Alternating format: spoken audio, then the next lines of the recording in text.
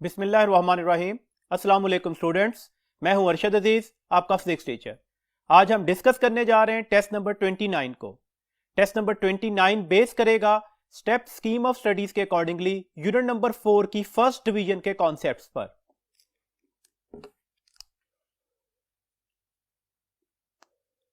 जी students, हमारे पास पहला question है, question number 86। The product of the angular frequency and the time period will be. देखिए, angular frequency और time period को हम रिलेट कैसे करते हैं। हमें पता है angular frequency is equal to the 2 pi by the time period. This means that अगर आप एंगुलर फ्रीक्वेंसी और टाइम पीरियड का प्रोडक्ट लेंगे तो ये किसके बराबर आ जाएगा, 2 पाई के। तो दैट्स व्हाई हमारे पास करेक्ट ऑप्शन कौन सी हुई, चार्ली। नेक्स्ट क्वेश्चन है जी, if a tunnel is bored through the centre of the earth and a stone is drop into it, then option alpha है stone will stop at the centre of the earth. Option beta है stone will move out from other side of the tunnel. Option charlie है stone will perform simple harmonic motion. And delta option है none of these. देखिए, ये अर्थ है, let's suppose हम यहां पर एक टनल कर देते हैं और यहां से एक स्टोन को डाउनवर्ड फेंकते हैं, तो ऑब्वियसली इस पर कौन सी फोर्स लगेगी, फोर्स ऑफ ग्रेविटी, जिसकी वजह से ये किस साइड पर मूव कर रहा होगा, towards the centre of the अर्थ। जब ये यहां पर पहुंचेगा तो ऑब्वियसली इसका कुछ ना कुछ इनर्शिया होगा। ये इनर्शिया का मोशन इसे किस साइड पर मूव करवाएगा, दोबारा इस साइड पर। फिर जब फोर्स ऑफ ग्रेविटी एक्ट करेगी तो डेट्स वाई ये दोबारा इस साइड पर मूव करना शुरू कर देगा। तो दिस मींस दैट यहां पर फोर्स ऑफ ग्रेविटी किसके तौर पर बिहेव कर रही है, रिस्टोरिंग फोर्स के तौर पर बिहेव कर रही है। इस वजह से ये जो स्टोन है यहां पर क्या करना शुरू कर देगा, वाइब्रेटरी मोशन को परफॉर्म करना शुरू कर देगा। तो that's why that will perform the simple harmonic motion.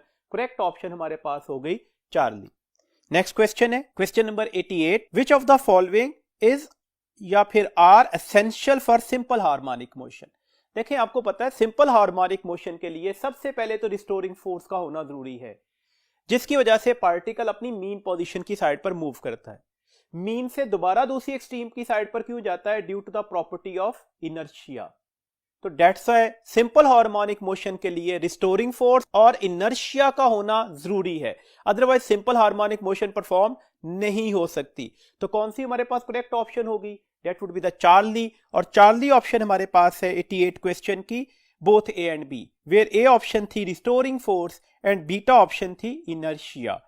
Question number 89 है, a body executing simple harmonic motion has a maximum acceleration equal to 12 meter per second square at maximum velocity equal to 12 meter per second। आपके पास maximum acceleration भी given है, maximum velocity भी given है।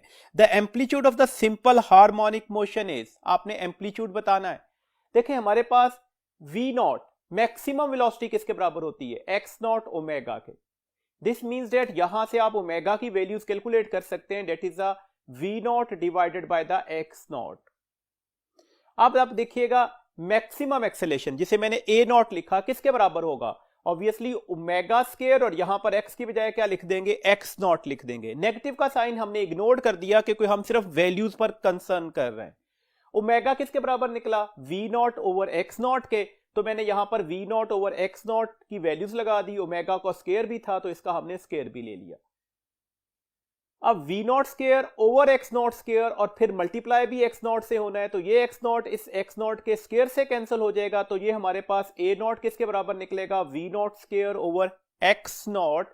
This means that x not किसके बराबर आ गया, v not square, और ये a नॉट इधर आकर क्या हो जाएगा, डिवाइड हो जाएगा। v नॉट की वैल्यूज क्या थी, 12 मीटर पर सेकेंड, तो that is 12 multiply by 12 square लेना था ना। a नॉट की वैल्यूज क्या थी, 12 मीटर पर सेकेंड स्क्वायर। तो आप अगर इसे डिवाइड करेंगे, एक 12 से कैंसिल हो जाएगा, तो मैक्सिमम एम्पलीट्यूड कितना निकलेगा, that would be the 12 metre. तो हमारे पास करेक्ट ऑप्शन कौन सी होगी, अल्फा। क्वेश्चन नंबर 90 है, a simple harmonic oscillator has amplitude 5 centimetre and time period is 10 second. Its maximum speed in centimetre पर सेकंड विल बी। आपने मैक्सिमम स्पीड बतानी है सेंटीमीटर पर सेकंड में ही, तो डेट से आपको एम्पलीट्यूड को मीटर में कन्वर्ट करने की जरूरत नहीं रहेगी। फॉर्मूला क्या लगा जी, मैक्सिमम स्पीड किसके बराबर होती है, एक्स नॉट ओमेगा के। ओमेगा की वैल्यूज गिवन नहीं थी, गिवन टाइम पीरियड था, तो ओमेगा को हमने टाइम पीरियड के टर्म्स में लिख दिया, omega is equal to the 2 pi by T और इसे किससे मल्टीप्लाई करना है, एक्स नॉट से, तो हमें किसकी वैल्यूज मिल जाएगी, वी नॉट की। अब आप वैल्यूज लगा दीजिएगा, देखिएगा हमारे पास एक्स नॉट की वैल्यूज कितनी है, एम्पलीट्यूड हमें दिया गया डेट इज 5 सेंटीमीटर, तो ये 5 लगा दिया, मल्टीप्लाई बाय 2 पाई, और टाइम पीरियड की वैल्यूज कितनी दी गई है, 10 सेकेंड। 5 मल्टीप्लाई बाय 2 10 होता है, तो ये 10 से 10 कैंसिल हो गया, तो आंसर कितना निकल आएगा, पाई सेंटीमीटर पर सेकेंड। तो हमारे पास कौन सी ऑप्शन ठीक हो जाएगी, that would be the alpha option. Next question है 91, अ particle executing simple harmonic motion has an acceleration of 32 centimeter per second square when its displacement is 8 centimeter। इस डिस्प्लेसमेंट के ऊपर जो 8 सेंटीमीटर है उस पर एक्सेलेरेशन की वैल्यूज दे दी गई। It's time period in second is, आपने इसका टाइम पीरियड निकालना है और टाइम पीरियड का आंसर सेकंड में आना चाहिए। देखिए हमारे पास फॉर्मूला क्या है, a is equal to the omega square x, omega की वैल्यूज 2 पाई बाय टी होती है, और अगर मैं 2 पाई बाय टी का स्क्वायर ले लूं तो ये 4 pi square divided by T square हो जाएगा, इसे x से मल्टीप्लाई करेंगे तो ये एक्सेलेरेशन आ गया। This means that T square किसके बराबर आ गया, टी स्क्वायर बराबर निकलेगा 4 पाई स्क्वायर x, और ये a इधर आकर डिवाइड हो चुका था क्योंकि हमें टी स्क्वायर कैलकुलेट करना था। दिस मींस t किसके बराबर आ जाएगा, t बराबर आएगा 4 पाई स्क्वायर, x की वैल्यूज कितनी दी गई है, तो x हमारे पास है जी 8 सेंटीमीटर, और एक्सेलेरेशन की वैल्यूज कितनी है 32 सेंटीमीटर पर सेकंड स्क्वायर, तो 8 डिवाइडेड बाय 32, मैंने ये वैल्यूज अप्लाई कर दी। t लेना था ना, तो इस पूरे का हमें क्या लेना होगा, अंडर रूट भी लेना होगा। अब आप यहां पर देखिएगा 8 4s are 32 होते हैं, तो ये 4 4 से कैंसिल हो गया। दिस मींस दैट इधर क्या रह गया, pi square under root, this means that ये पाई सेकंड आंसर निकल आएगा। तो हमारे पास करेक्ट ऑप्शन कौन सी होगी, चार्ली। नेक्स्ट क्वेश्चन है जी हमारे पास, the graph shows the variation of acceleration with displacement for an object undergoing the simple harmonic motion. एक ग्राफ बनाया गया है जो एक्सेलेरेशन का डिस्प्लेसमेंट के साथ रिलेशन दिखा रहा है। The simple harmonic motion is altered now so that the time period of the oscillation becomes twice, आपने टाइम पीरियड्स को डबल कर दिया। Which graph best represents the relation between the A and x, अब ए और x के दरमियान best graph कौन सा होगा। देखिएगा हमारे पास एक्स एक्सिस पर डिस्प्लेसमेंट एक्स लिया गया, वाई एक्सिस पर एक्सेलेरेशन लिया गया। दिस मींस अगर मुझे इसका स्लोप लेना होगा तो स्लोप कैसे लेंगे, वाई एक्सिस का change divided by the x axis का चेंज, ए बाय एक्स इसका स्लोप कहलाएगा। अब ये कैलकुलेट कैसे होगा, एक्सेलेरेशन का फॉर्मूला क्या होता है, a is equal to the minus omega square x. This means that omega की वैल्यूज लगा दे तो ये 4 pi square by T square होगा ना, ओमेगा का स्क्वायर भी तो लेना था, ओमेगा 2 पाई बाय टी होता है, तो ये 4 pi square by T square into x, और ये माइनस का साइन यहां पर लगा हुआ है, एक्स इधर जाकर डिवाइड करवा दीजिएगा। तो a बाय एक्स किस चीज को रिप्रेजेंट कर रहा है, स्लोप को, ये किसके बराबर आ जाएगा, minus 4 pi square divided by T square. अब यहां पर क्लियरली नजर आ रहा है कि ये जो स्लोप है इसका टी स्क्वायर के साथ कौन सा रिलेशन बन रहा है, इनवर्स रिलेशन बन रहा है। तो slope is actually inversely proportional to the T square, 4 pi square constant था ना। इसका मतलब हुआ टाइम पीरियड जैसे जैसे बढ़ता जाएगा स्लोप वैसे क्या होना चाहिए, कम होना चाहिए। टाइम पीरियड डबल हुआ तो स्लोप 4 टाइम्स कम हो जाएगा, तो सबसे कम slope A B C D option में किसका होगा, ऑब्वियसली डी का। तो हमारे पास बेस्ट ऑप्शन कौन सी है, डी वाला फिगर, और the correct option is the delta. Next question है जी हमारे पास 93, a simple harmonic oscillator has a time period 0.5 second. Which equation relates its acceleration with displacement? आपने एग्जैक्ट इक्वेशन बतानी है जो एक्सेलेरेशन को डिस्प्लेसमेंट के साथ रिलेट कर रही है। आपके पास जो वैल्यूज दी गई है वो टाइम पीरियड की दी गई है, दैट इज द 0.5 सेकेंड्स। अब देखिएगा हमारे पास एक्सेलेरेशन किसके बराबर हो जाएगा, माइनस ओमेगा स्क्वायर एक्स।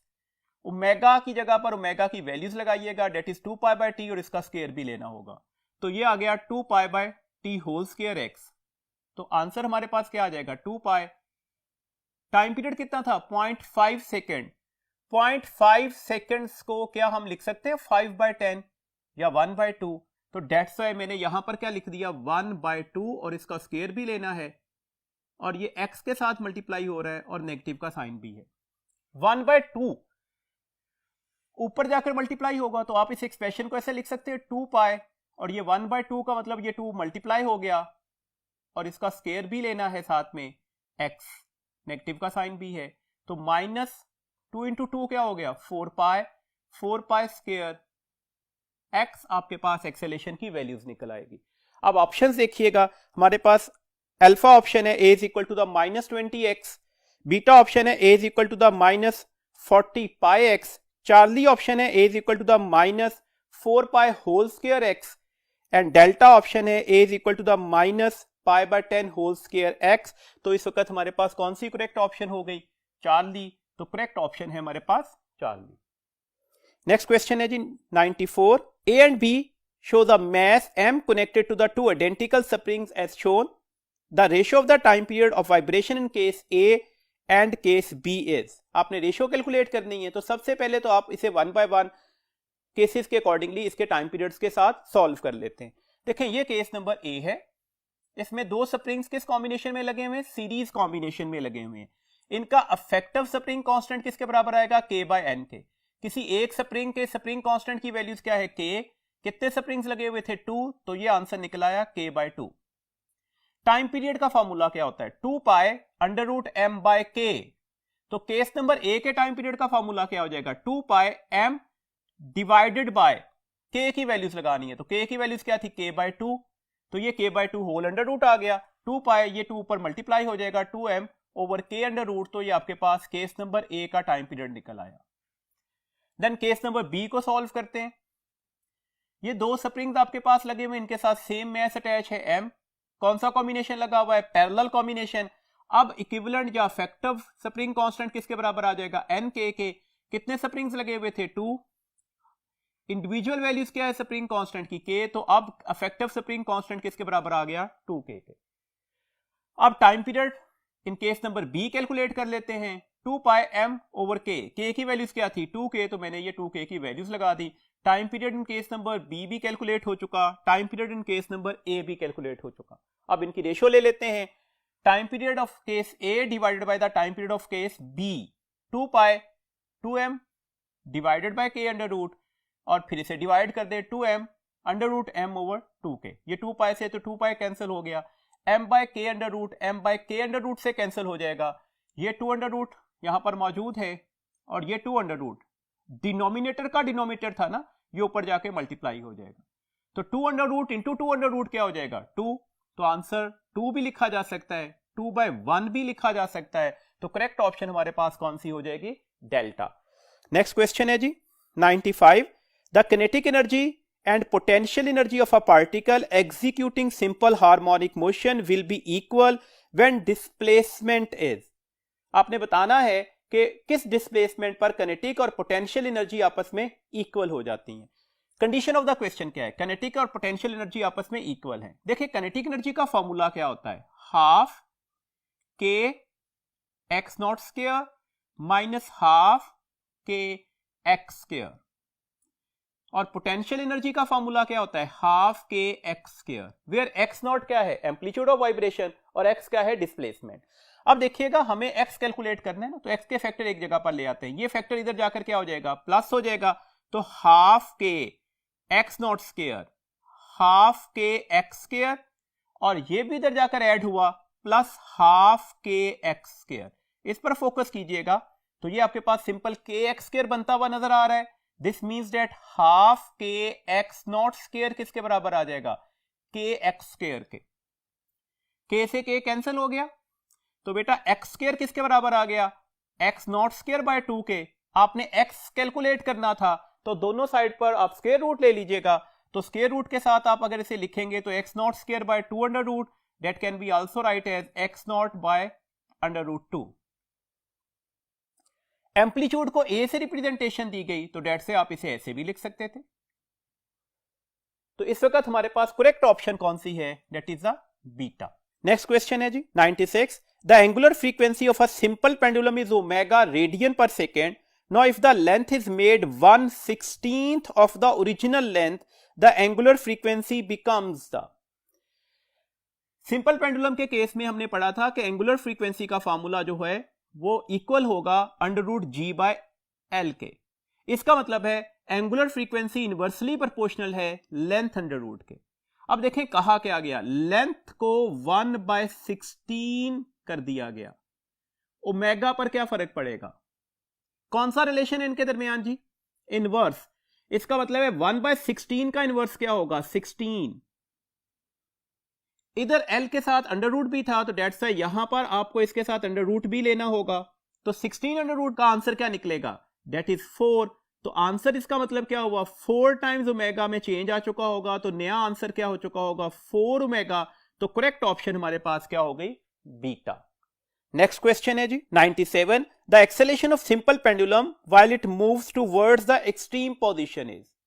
आपने एक्सेलेरेशन बताना है कब, जब वो टुवर्ड्स द एक्सट्रीम पोजीशन की साइड पर जा रहा होगा। ऑप्शन अल्फा है towards the mean position, option beta है towards the centre of earth, option charlie है along the direction of motion, option delta है रैंडमली चेंजेस विद वाइब्रेशन। हमें पता है कि हम सिंपल हार्मोनिक मोशन में एक्सेलेरेशन का एक्सप्रेशन ये लिखते हैं, आप इसके अलावा ऐसे भी लिखे हुआ है -k/mx। माइनस का साइन क्या इंडिकेट कर रहा है, माइनस का साइन इंडिकेट कर रहा है कि acceleration is always directed towards the mean position. तो सिंपल हार्मोनिक मोशन में एक्सेलेरेशन की डायरेक्शन फिक्स्ड होती है और वो किधर होती है, टुवर्ड्स द मीन पोजीशन। तो इसका मतलब है करेक्ट ऑप्शन हमारे पास कौन सी हो गई, अल्फा। 98 क्वेश्चन है जी, for a vertical mass spring system equation for the time period t is equal to the 2 pi under root x by g, how will it affect the time period if it is taken on the moon where g, कौन सी value of g दी गई है, on the surface of the moon is equal to the g by 6 where g stands for the gravitational acceleration at the surface of earth। देखें ये vertical mass spring system है, इसे downward extend करने के लिए कौन सी फोर्स लगती है, इसे हम कहते हैं mg। अगर आप इसी वर्टिकल मास स्प्रिंग सिस्टम को सरफेस ऑफ द मून पर ले जाएं, अब इस पर डाउनवर्ड एक्सटेंशन फोर्स कौन सी लगेगी, mg तो नहीं होगी ना, अब क्या हो जाएगी, mg divided by 6। This means that इसको एक्सटेंड करने वाली फोर्स अब क्या हो गई, कम हो गई या ज्यादा हो गई, तो ऑब्वियसली ये फोर्स पहले की निस्बत क्या हो चुकी होगी, कम हो चुकी होगी। अगर डाउनवर्ड एक्सटेंड करने वाली फोर्स कम हो गई तो क्या अब एक्सटेंशन दोनों में सेम आ सकता है, अगर इसका एक्सटेंशन x है तो क्या इसका एक्सटेंशन भी x होगा, कतई नहीं, इसका एक्सटेंशन क्या हो जाएगा, x/6 हो जाएगा। भाई जितनी फोर्स कम हुई उतना ही एक्सटेंशन भी कम होना चाहिए ना, हुक्स लॉ के मुताबिक इनका डायरेक्ट रिलेशन होता है ना। तो अब बात क्लियर हो गई। अब टाइम पीरियड क्या हो जाएगा, 2 पाई x/g अंडर रूट, g में क्या फर्क आया था, g/6 हुआ था, x में क्या फर्क आया, ये भी x/6 हो गया। इसका मतलब है आंसर तो सेम वही रहा ना, 6 से 6 कैंसिल हो जाएगा। इसका मतलब है टाइम पीरियड पर कोई फर्क नहीं पड़ रहा होगा, तो करेक्ट ऑप्शन हमारे पास होगी डेल्टा। डेल्टा ऑप्शन है रिमेन सेम। 99 क्वेश्चन है, a second pendulum is taken to the centre of the earth, इस time period becomes, second pendulum है सेंटर ऑफ अर्थ पर ले गए, सेंटर ऑफ अर्थ के ऊपर वैल्यू ऑफ जी क्या हो जाती है, दैट इज एग्जैक्टली 0। और अगर वैल्यू ऑफ जी 0 हो गई तो टाइम पीरियड कैसे कैलकुलेट होगा, 2 पाई अंडर रूट L/g, जी 0 हो गया, तो डेट्स समथिंग बाय 0 का आंसर क्या निकलेगा, that would be the infinity. तो अब इसका टाइम पीरियड क्या हो चुका होगा, that would be taken as the infinity. तो कौन सी ऑप्शन ठीक हो गई, चार्ली। 100 क्वेश्चन है जी, a particle execute simple harmonic motion with frequency f, the frequency of variation of its maximum और मिनिमम पोटेंशियल एनर्जी इज। आपने बताना है कि जो मैक्सिमम और मिनिमम पोटेंशियल एनर्जी में जो वेरिएशन है उसकी फ्रीक्वेंसी क्या होगी। देखें अगर सिंपल हार्मोनिक मोशन की फ्रीक्वेंसी होती है f, तो याद रखिएगा जो वेरिएशन आएगी वेलोसिटी में, एक्सेलेरेशन में, डिस्प्लेसमेंट में, उसकी वेरिएशन की फ्रीक्वेंसी भी f ही होगी। जबकि काइनेटिक एनर्जी और पोटेंशियल एनर्जी में जो वेरिएशन आ रही है उसकी फ्रीक्वेंसी क्या होगी, वो इसका डबल हो चुकी होगी। जबकि अगर आप टोटल एनर्जी की बात करते तो अब यहां पर फ्रीक्वेंसी की वेरिएशन क्या होती, that would be taken as 0। तो इसके अकॉर्डिंगली जो भी पैरामीटर आए वो आप उसके अकॉर्डिंगली आंसर देंगे। अभी पोटेंशियल एनर्जी की बात की जा रही थी, तो आंसर क्या निकलेगा, 2f। तो करेक्ट ऑप्शन क्या हो गई, चार्ली। 101 क्वेश्चन है, two springs have their force constant as k1 and k2। Force constant, spring constant ही के लिए वर्ड बोला जाता है, K1 is less than the K2 when they are stretched by same force. Condition force की दी गई है, फोर्स सेम है. देखिए वर्क डन पोटेंशियल एनर्जी के बराबर होगा ना, तो पोटेंशियल एनर्जी का फॉर्मूला लिख लें, that is half K x square. अब ये फॉर्मूला हमारे किसी काम का नहीं है. इसमें देखें ना एक्स कांस्टेंट निकलेगा और फिर वर्क डन और के दरमियान रिलेशन आएगा. हमें तो फोर्स कांस्टेंट दी गई, तो आप यहां पर एक्स की वैल्यूज लगा दें. हुक्स लॉ के अकॉर्डिंगली एफ किसके बराबर होता है, के एक्स के. दिस मीन्स दैट एक्स किसके बराबर आ जाएगा, एफ बाय के. अगर मैं x की जगह पर f बाय के की वैल्यूज लगा दूं तो साथ में स्केयर भी लेना होगा, तो एफ स्केयर ओवर के स्केयर, ये k इस के स्केयर से कैंसिल हो गया. तो वर्क डन का फॉर्मूला क्या आ गया, हाफ एफ स्केयर के. फोर्स कांस्टेंट दी गई थी, कंडीशन ऑफ द क्वेश्चन है. इसका मतलब हुआ वर्क डन और k में कौन सा रिजल्ट आ गया, इनवर्स. इनवर्स रिजल्ट का मतलब है जिसमें स्प्रिंग कांस्टेंट की वैल्यू ज्यादा होगी वहां पर वर्क डन कम करना पड़ेगा. अगर स्प्रिंग कांस्टेंट की वैल्यूज कम हो गई तो वर्क डन क्या करना पड़ेगा, ज्यादा करना पड़ेगा. तो इसके अकॉर्डिंगली अगर अपनी ऑप्शंस को देखते हैं तो हमारे पास पहली ऑप्शन है no work is done in both springs, गलत हो गई. Equal work is done in case of both springs, ये भी गलत हो गई. More work is done in case of second spring, second spring का स्प्रिंग कांस्टेंट ज्यादा था, रिलेशन इनवर्स है, तो मोर नहीं करना पड़ेगा, लेस करना पड़ेगा. मोर work is done in case of the first spring, first spring का स्प्रिंग कांस्टेंट कम था तो वहां पर वर्क डन ज्यादा करना पड़ेगा. तो करेक्ट ऑप्शन हमारे पास क्या हो गई, दैट इज द डेल्टा. जी नेक्स्ट क्वेश्चन है जी हमारे पास 102. The maximum kinetic energy of a spring system is symbol have their usual meaning. जो सिंबॉलिक रिप्रेजेंटेशन दी गई वो यूजुअल मीनिंग में है. आपने बताना है कि maximum kinetic energy of a spring system क्या होगी. तो मैक्सिमम काइनेटिक एनर्जी किसके बराबर होगी, आप सबको पता है मैक्सिमम काइनेटिक एनर्जी की वैल्यूज एग्जैक्टली किसके बराबर आ जाती है, तो टोटल एनर्जी के. और टोटल एनर्जी का एक्सप्रेशन क्या होता है, that is a half K x naught square. तो इसके अकॉर्डिंगली हमारे पास करेक्ट ऑप्शन क्या हो गई, that would be the alpha. 103 question है resonance is an example of. Resonance में हुआ क्या था, हमने अप्लाइड फोर्स लगाई थी और अगर उस अप्लाइड फोर्स की फ्रीक्वेंसी ऑक्सीलेटरी सिस्टम की फ्रीक्वेंसी से मैच कर गई तो वहां पर रिस्पांस क्या आ गया था, मैक्सिमम. इसका मतलब है फोर्स ने वहां पर ऑक्सीलेशन लेकर आ रही थी, तो that is an example of force vibration. तो हमारे पास करेक्ट ऑप्शन कौन सी हो गई, अल्फा.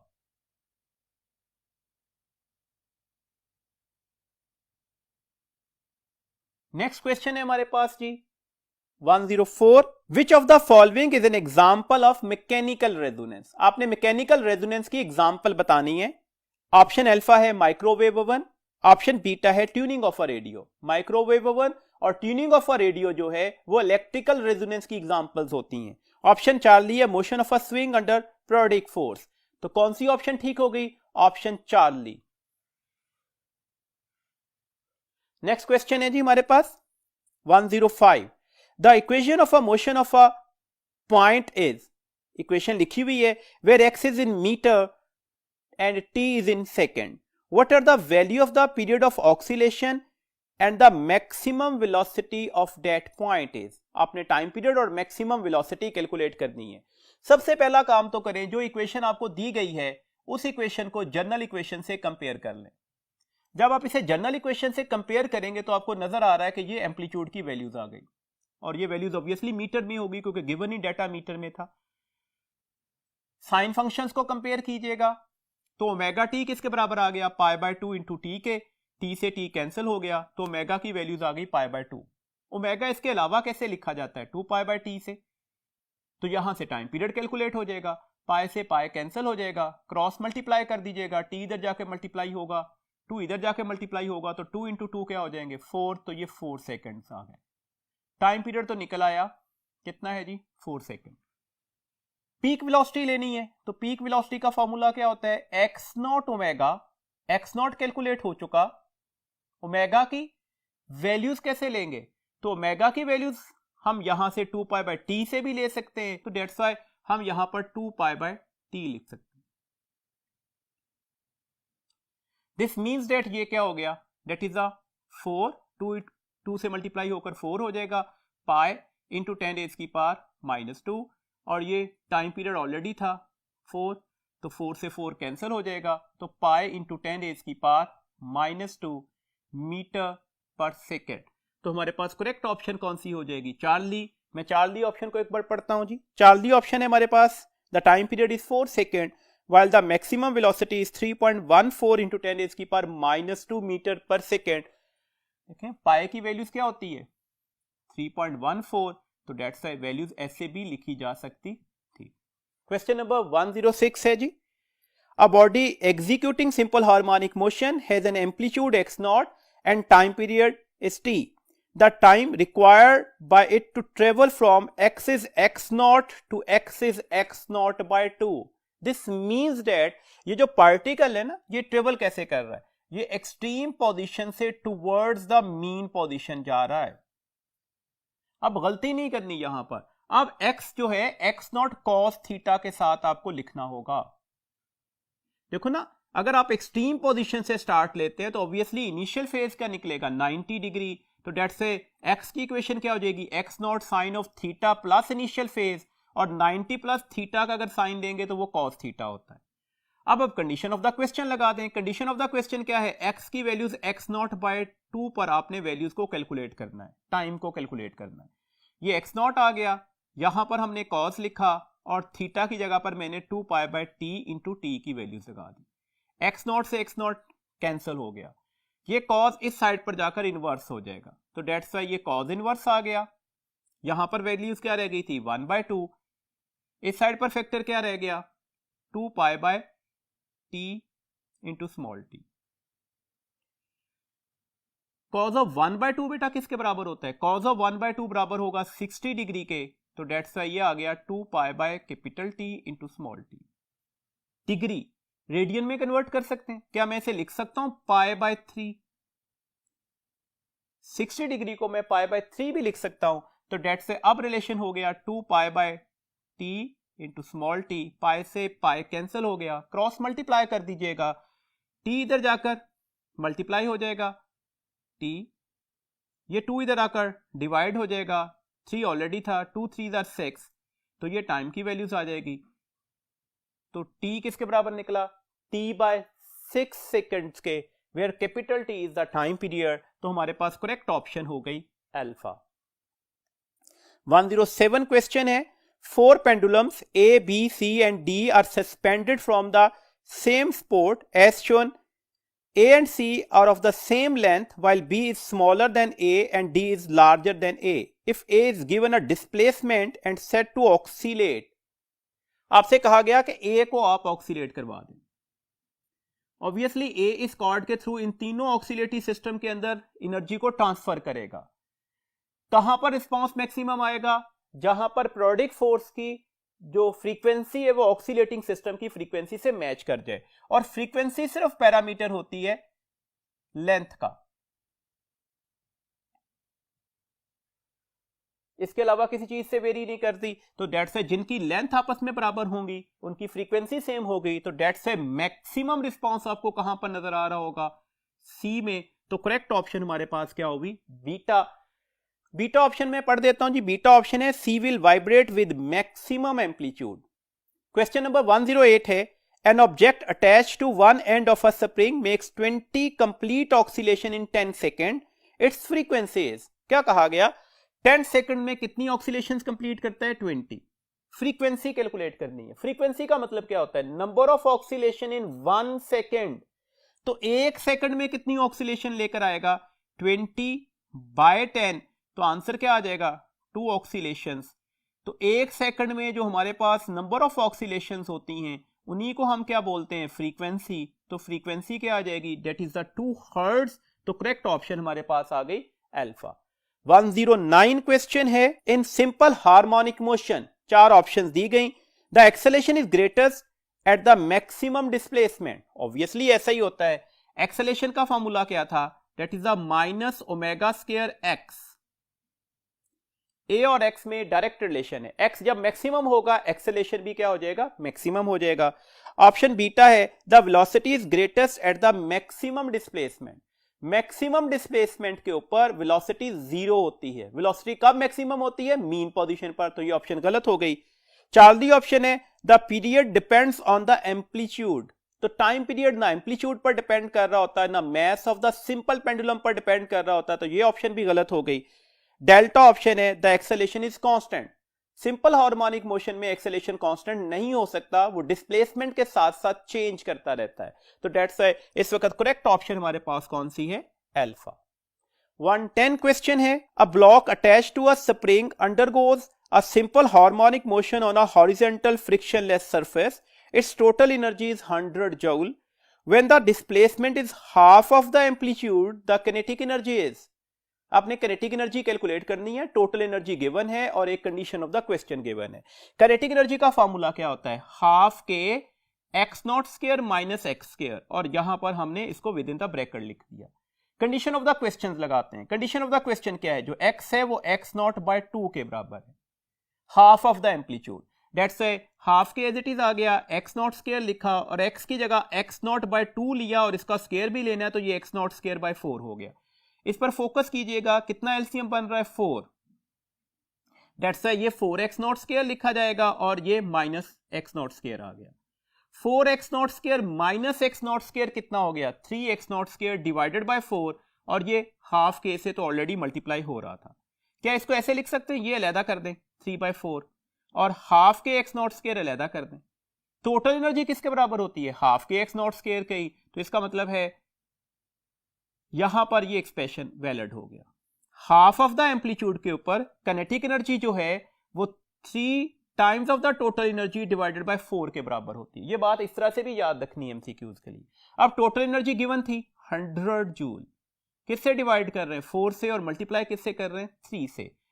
4 को 100 से अगर हम ऑपरेट करते हैं तो आंसर 25 आ जाएगा। 25 4s आर 100 होते हैं। 25 को 3 से मल्टीप्लाई कर दीजिएगा तो आंसर 75 निकल आएगा। तो 75 joule is our correct option. तो डेट्स ए करेक्ट ऑप्शन है डेल्टा।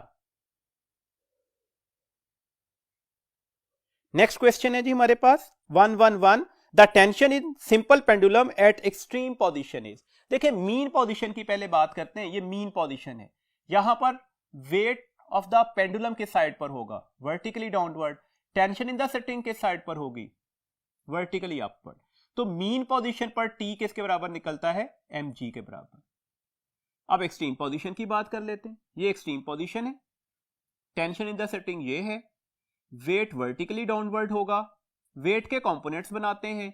एक वेट का कंपोनेंट ये बन रहा है, ये थीटा एंगल के सामने वाला कंपोनेंट होगा, ये एंगल थीटा था ना, तो डेट्स इसे साइन कंपोनेंट बोलेंगे, और जो कंपोनेंट अलोंग द सेटिंग होगा उसे आप कॉस कंपोनेंट बोलेंगे। तो आपको वादे तौर पर नजर आ रहा है कि एक्सट्रीम पोजीशन के ऊपर टेंशन किसके बराबर निकल रही है? वो mg cos थीटा के बराबर निकल रही है।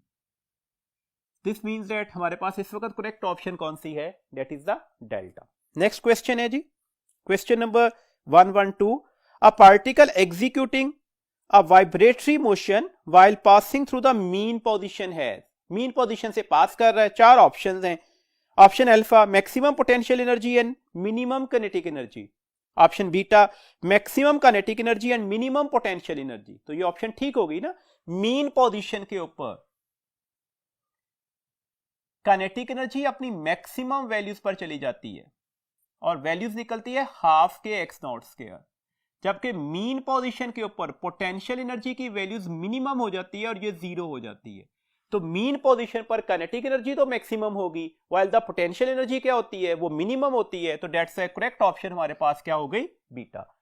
क्वेश्चन नंबर 113 है the projection of a body performing uniform circular motion of radius 5 centimetre undergoes simple harmonic motion, what will be its amplitude?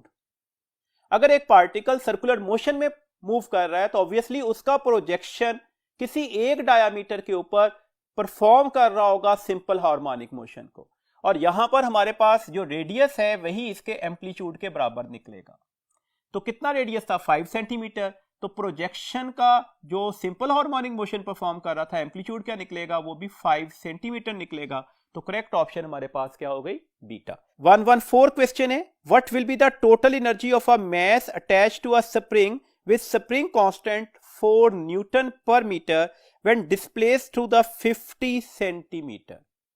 आपके पास स्प्रिंग कांस्टेंट की वैल्यूज भी है और यहां पर हमारे पास डिस्प्लेसमेंट, जहां तक उसे डिस्प्लेस किया गया जो एम्पलीट्यूड ही होगा उसकी वैल्यूज भी है। आपने टोटल एनर्जी लेनी है तो that is a half K x naught square का फॉर्मूला लगेगा, हाफ इंटू 4, इसकी वैल्यूज 4 थी और ये 50 सेंटीमीटर था तो 50 और सेंटी की जगह मैंने 10 इसकी पर -2 लिखा और होल स्क्वायर भी ले लिया। ये तो इससे कैंसिल हो गया 2 से, डेट्स वाई 2 आ गया। 50 का स्क्वायर क्या होगा, लेने का तरीकेकार क्या होता है जी, अगर ऐसे नंबर्स आ जाएं तो 5 का स्क्वायर ले लिया करें, ये 25 है और जितने जीरोस हैं उसे डबल कर दें, 2500 हो गया, इंटू 10 रेज़ की पावर -4। -4 क्यों लिखा हमने, ये -2 का स्क्वायर भी तो लेना था ना। आप इसे लिख सकते हो 2 इंटू 25 इंटू 10 रेज़ की पावर -2, ये 10 रेज़ की पावर +2 था ना, 10 रेज़ की पावर +2 और 10 रेज़ की पावर -4 -2 के बराबर रह गए, तो डेट्स ये 50 इंटू 10 रेज़ की पावर -2 हो जाएगा, डेट इज 0.5 जूल। तो करेक्ट ऑप्शन क्या हो गई, डेल्टा। लास्ट क्वेश्चन है जी, a simple pendulum suspended from the ceiling of a lift has time period capital T. किसी लिफ्ट में आपने सस्पेंड किया हुआ है, उसका टाइम पीरियड टी है। When lift is at rest, when lift falls freely the period becomes, जब lift freely fall करेगी, जब फ्री फॉल करेगी तो इसका हमारे पास जो एक्सेलेरेशन होगा जिसमें जी प्राइम की वैल्यूज हम कैलकुलेट करते हैं तो वो जी माइनस जी 0 निकलेगा। दिस मीन्स दैट अब टाइम पीरियड क्या हो जाएगा, 2 pi under root L by G. G की वैल्यूज क्या निकली, 0। दिस मीन्स दैट अब आंसर क्या निकलेगा, इन्फिनिटी। तो करेक्ट ऑप्शन हमारे पास क्या होगी, चार्ली। चार्ली ऑप्शन है इन्फिनाइट। ये था जी लास्ट क्वेश्चन इस टेस्ट का। इंशाल्लाह नेक्स्ट वर्किंग डे पर इसी यूनिट से हम नेक्स्ट टेस्ट को डिस्कस करेंगे। उस वक्त तक के लिए अल्लाह हाफिज।